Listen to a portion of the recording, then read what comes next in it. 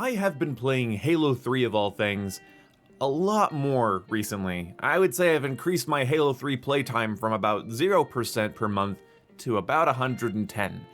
And why am I doing that? Well, I have been in sort of an everything mood. Modern Warfare, Insurgency, Halo.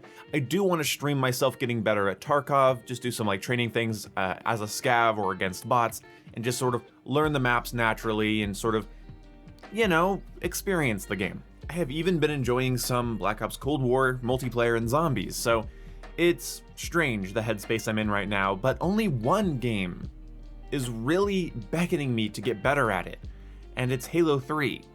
And there's a couple reasons for this. First of all, I used to be pretty okay at Halo 3, mostly custom games on the Xbox 360, but I was fairly decent. I was able to Spartan laser people across Sand Trap. I knew how to land a spammy set of 4 sniper rounds into somebody's chest. I knew the mechanics, and I was confident that I could play it. In the MCC, I tried again, and I didn't do terribly, but there was always something missing.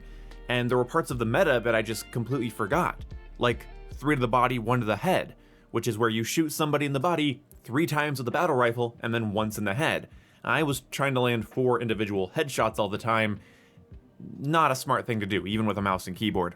I forgot that looking down at the ground when running away from somebody hides your head, or that jumping and crouching in the air over and over again makes you really hard to hit, but just slowly jumping and lazily floating through the air with the Halo 3 default jump is just asking to get shot in the face. I forgot that the battle rifle really requires you to lead your shots. In fact, almost every weapon really requires you to lead your shots. I forgot that the plasma rifle strips shields really fucking fast and is actually really good in close quarters for stripping somebody's shield and meleeing them.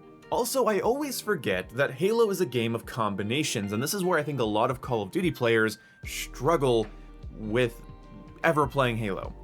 Halo is a combination game. You don't just simply rely on your gun all the time. It's good to be able to, and you should definitely work on your gun skill, but in Call of Duty, using a naked M4, for instance in Modern Warfare, even the original Modern Warfare, using a naked M4 would allow you to go on long streaks, and using grenades or melee attacks were supplementary.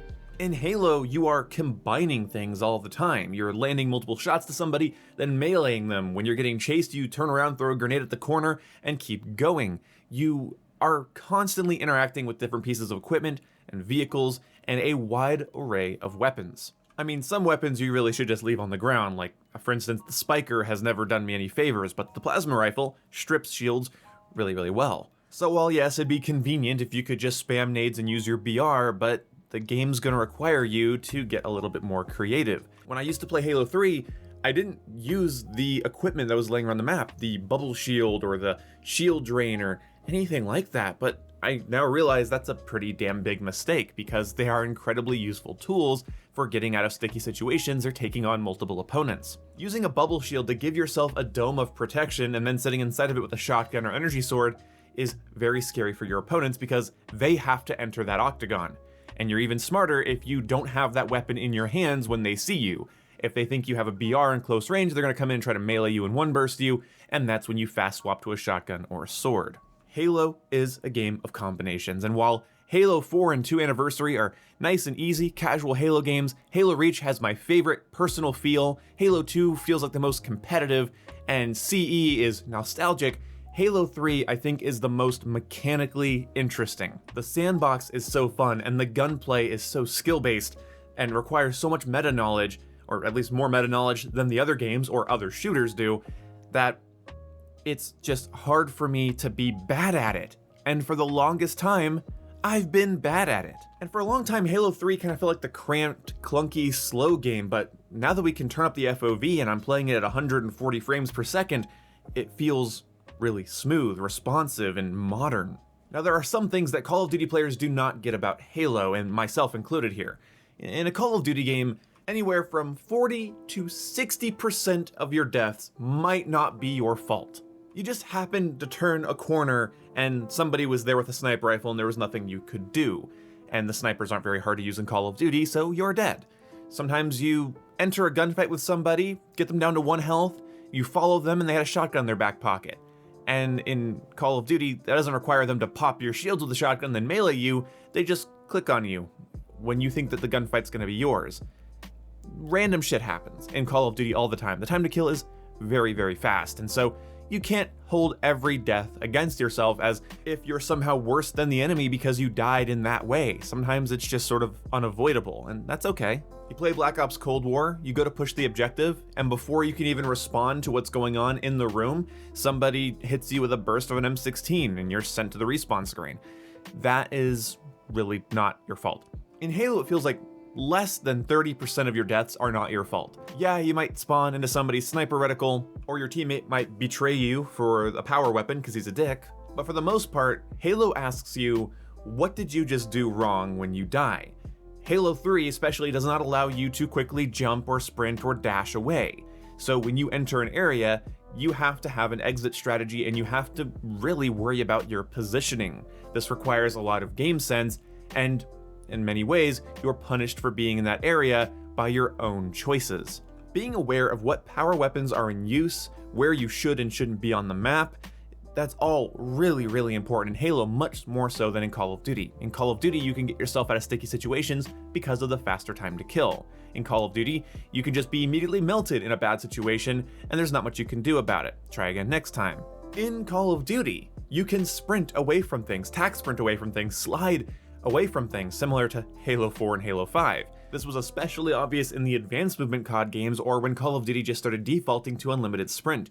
People didn't have a risk and reward game playing in their head when they decided to move to a position. And some positions are no-brainers to go to, and other positions are really easy to escape from. So what's frustrating about Halo to Call of Duty players, again, myself included, it's that when I die, I think that kind of feels more like my fault. Like I shouldn't have been there, like I shouldn't have challenged that. The radar tells me where enemies are. I can listen for things like rockets, brute shots, sniper rifles, plasma pistols. I should be hearing that game audio, watching my radar, and paying attention to whether or not my teammates are dead or not. Your positioning is your fault. Sometimes the spawns won't help, but controlling the map and the power weapons on it are important, and if you're not able to do that, if you're not willing to do that, you will lose and die way more than you win and kill. Even hardcore games like Insurgency Sandstorm will allow you to make a bad play and hipfire your way out of it by getting some easy headshots with an MP7 or something along those lines. This is what has been drawing me to Halo 3. When I play Halo 3, I'm constantly worried about my positioning, which is a good thing. I'm worried about power weapons that are on the field or power weapons that I want to obtain. I say worry, but it's more of a focused thought process, and if I'm not focusing in Halo 3, I play very, very poorly. The game punishes you for not focusing. There are Halo games with easier gunplay and simpler mechanics that don't take that long to learn and are much more intuitive. There's nothing wrong with those games, but I don't feel like I need to go get good at them. I don't feel like I need to go learn them because I feel like after a couple matches, I can just warm up into it and play pretty damn well. Whereas in Halo 3, if I'm caught lacking, I'm losing. When I was live streaming it yesterday, I was talking to you guys and having fun, but the matches where I was talking and discussing topics, I played terribly. The matches where I went quiet and focused and listened for sounds, watched my radar, paid attention to my positioning and my teammates, I performed much better. Now I do love games like Call of Duty Modern Warfare, but I feel like my worst play sessions, my worst matches, is just where I'm kind of bored. And I think it's because I'm not really learning Modern Warfare anymore, and I'm sort of just enjoying the customization and the feel of the game, and I'm not really actively thinking about what's going on. I just kind of let things happen as they may. There is something so refreshing about playing something that's mechanically difficult, yet familiar and nostalgic, and yet somehow now more modern feeling. And that's what is calling me to Halo 3. I'm still gonna play stuff like Cold War, Modern Warfare, Insurgency, but Halo 3 is genuinely challenging me to pay attention and learn the mechanics and the weapons, whereas I don't feel like other games really are so much. I feel like in Insurgency or Call of Duty, what I really need to work on is just my aim and not getting frustrated at terrible teammates or bad matches. So it's refreshing to play something that I'm trying to learn the entirety of, despite the fact that I've already played Halo 3 for years. It's something that I'm actually actively trying to do well at, and so it becomes much more engaging.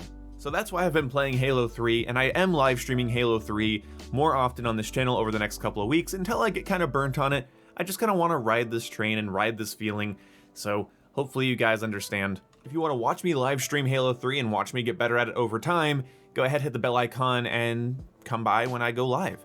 See you when I see you guys. Goodbye. Put down a chest. I don't trust it.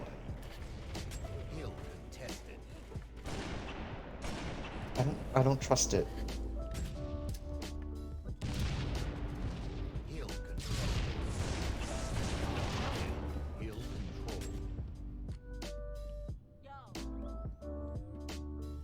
Alright, I'm going to save first before I open the chest.